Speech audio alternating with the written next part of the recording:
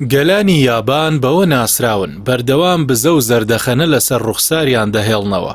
لە قۆناغە جیاوازەکانی خوێندن و تەواوی پێگەکانی کەرتی حکومی و تایبەتیشدا گرنگی جدی پێدەدەن و لە شوێنە گشتیەکانیشدا پەیڕەوی لێ دەکەن.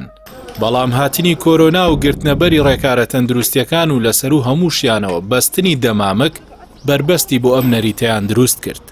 یابانیەکان دەڵێن بەستنی دەمامک بۆ ماوەی 3 ساڵ ڕوخساری شاردوونەتەوە و کاریگەری نەرێنی کردووەتە سەر ڕووخۆشی ڕوخساریان و ڕێژەکەی کەم کردووەتەوە.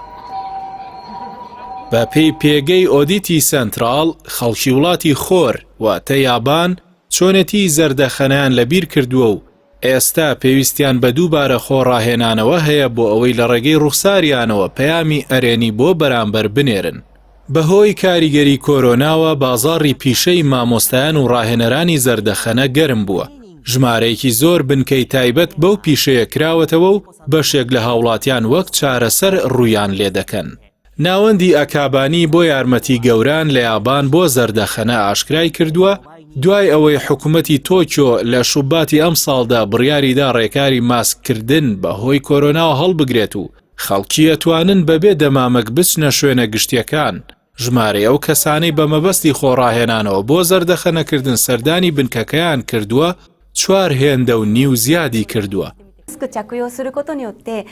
کیکۆ کاوانو ڕاهێنەری زەردەخەنە بە ڕۆژنامەی یابان تایمزی ڕاگەیاندووە زەردەخەنە ڕاستەقینە نییە ئەگەر دەرخەری ڕووخۆشی نەبێت، هەر بۆیە ئەگەر زەردەخەنە بە شێوەی دروست ئەنجام نەدرێت ناگاتە ئەوانی دیکە و خۆشحاڵیەکەت ناگوازرێتەوە، بەمەش ئامانج ناپێکێت.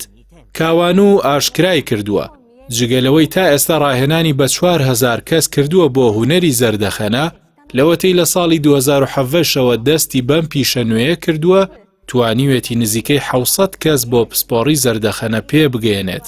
ئەو ڕاهێنەرە ئەوەشی وتووە لە کۆمەڵێک خەڵکی بیستووە هەرچەندە دەمامکەکانیشیان فڕێداوە بەڵام ناتوانن جارێکی دیکە وەک ڕابردوو زەردەخەنە بکەن یان هەست دەکەن ڕوخساریان وەک ڕابردوو لە پەخشکردنی زەردەخەنە بۆ دەوروبەریان هاوکاریان نییە.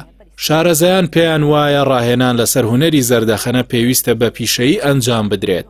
ڕاهێنان بە ماسوولکەکانی دەموچاو بکرێت بۆ ئەوەی چرچولۆچی ناوچەوان پەیامی تووڕێی و بێزاری نەگەێنێت و هاوڵاتیان لە ڕێگەی زەردەخەنەوە خۆشحاڵی بۆ یەکدی پەخش بکەن.